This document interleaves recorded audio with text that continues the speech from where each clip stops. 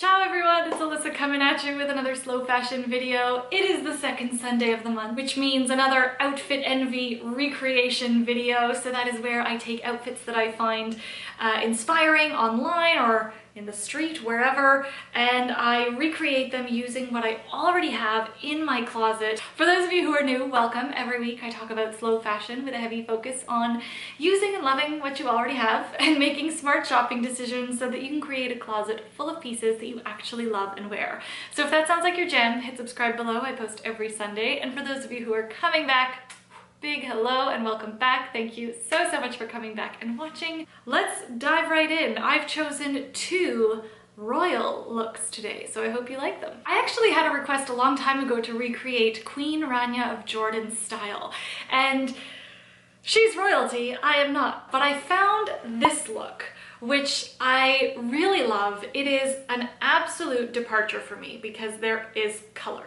I typically don't wear a lot of color. I am going wild with this one. I really hope it works out. I mean, I know for sure I don't own any of these pieces, so that's not how I'm gonna recreate this look. What I'm gonna do instead is break down this outfit into elements of style that are within my control and that I can work with using what I already have. So the first piece that I look at is, what is the overall vibe and style genre of this look, so that when I'm looking at my closet and looking for pieces, I'm gonna choose pieces that give off that same quality. So while looking at this photo, definitely I'm going to say polished, elegant, timeless, and I'm also going to say playful and full of personality. This is because of the color and also because it's a really beautiful form-fitting look. The next element that I look at are the silhouettes and proportions. The silhouette of this look is very streamlined, it's very clean,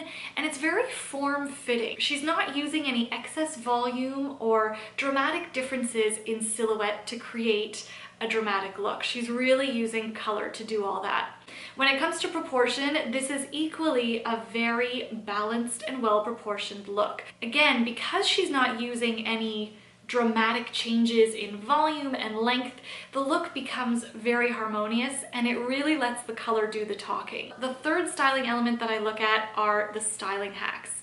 And this can be the tiniest details, from how someone is holding their purse all the way to, you know, working with color for a very interesting effect. Clearly, the main story here is analogous color blocking, and this can be incredibly tricky to pull off, because analogous colors are the ones that are closest to each other on the color wheel. So that's the first styling hack that we can see, is this incredible use of color. And she's extended this use of analogous color into her accessories as well. So she's really only working with two colors, pink and then the red all on the bottom in the handbag and in the footwear.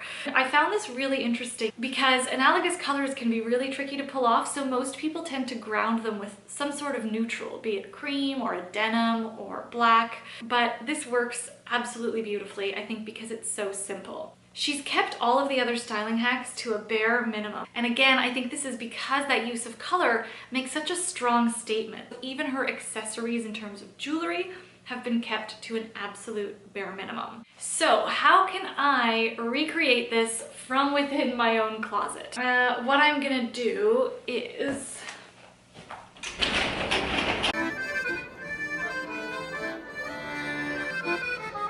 so I actually have this very form-fitted burgundy dress. It's by Canadian designer Nadia Toto.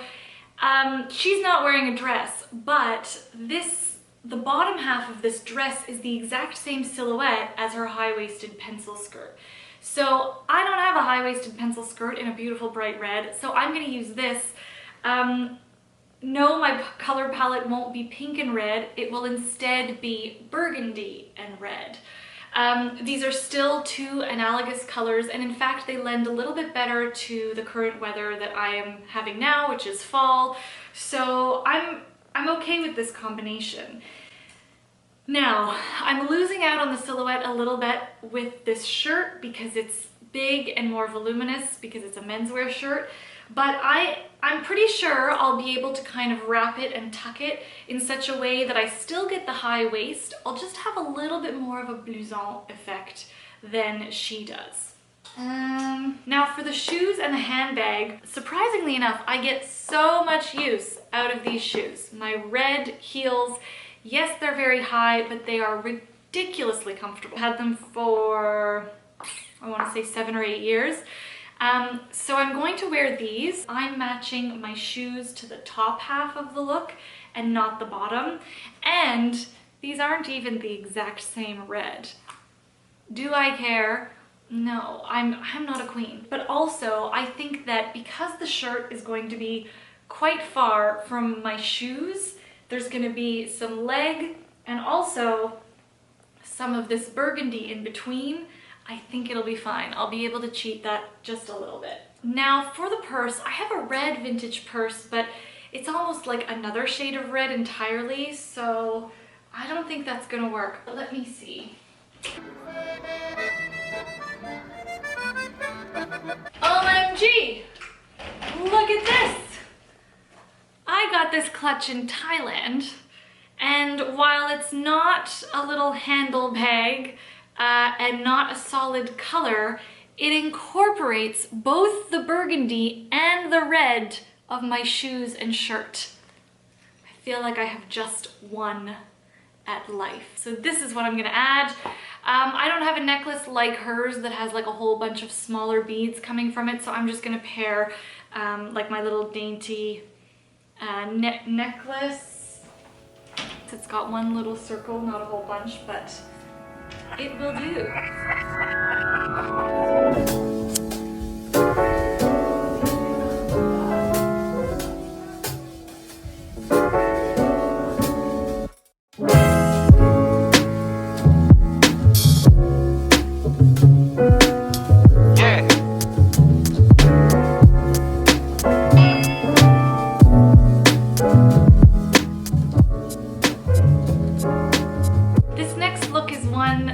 I think is absolutely amazing. I feel like I couldn't talk about royalty without bringing up the late and incredible style icon, Princess Diana.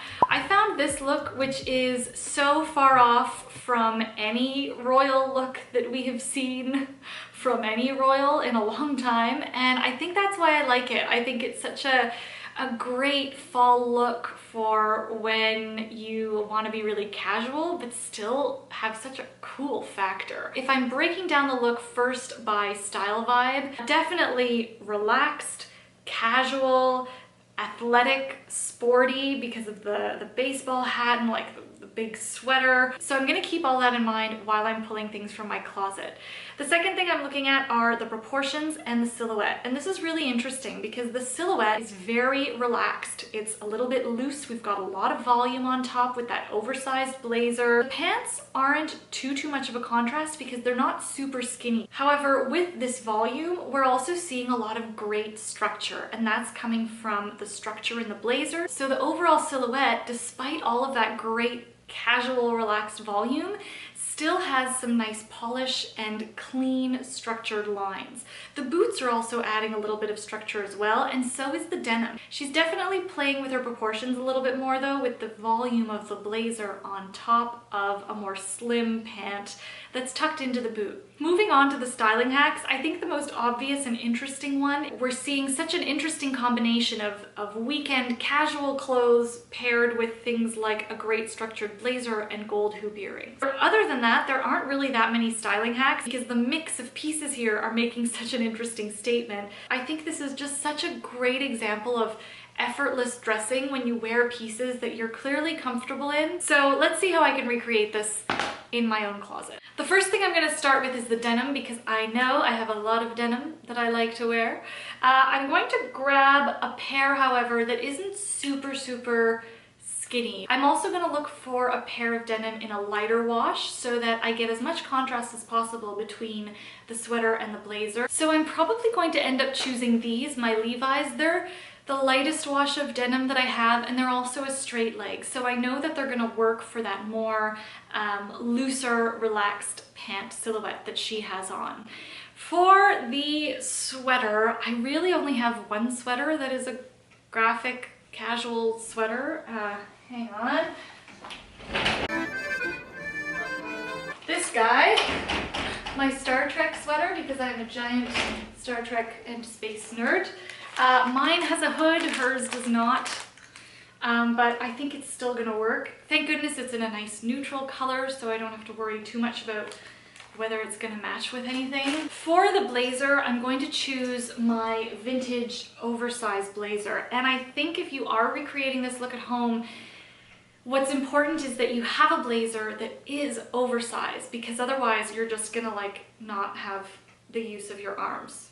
The alternative would be going for a sweater that is a little bit lighter, so that way you can wear one of your regular blazers over top. My blazer is navy. It's not exactly the same. She has like a nice gray pinstripe one. Does it matter that hers is gray and pinstripe and mine is navy? No, I think what we're really going after here is the difference in the blazer being a more polished piece worn in a very casual way with the sweater, and also that bigger silhouette. So I'm nailing both of those style elements without being exactly the same as what she's wearing. Her boots are so cool. They've like got cutouts in them. I definitely don't have boots like that, but Fry boots, which I've been pulling out more and more this season because the knee high is back.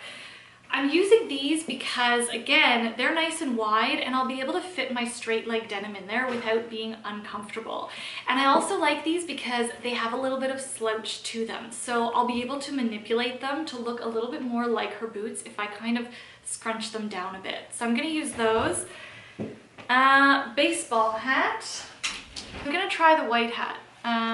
And we'll see. Finally, those hoop earrings, which I think is what really throws me off. Oh boy. I inherited them from my Nona, these gold hoop earrings. Her hair is short, so I'll probably just throw mine in a ponytail to make it look a little bit more sporty.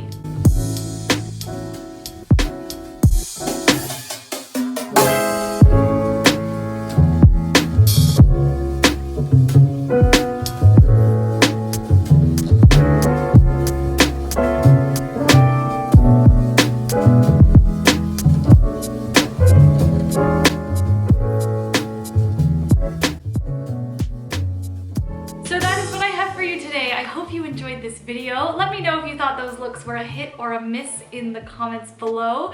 And if you shop your closet for any looks that you're inspired by, please tag me on Instagram. I would love to see what you come up with by shopping your own closet. I'd love to share and look at some of your looks. In the meantime, I hope you have a wonderful week. Thank you so much for watching. Give this video a thumbs up if you liked it. Hit subscribe if you haven't already, and I will be back next week with another slow fashion video. Thank you so much for watching. Ciao!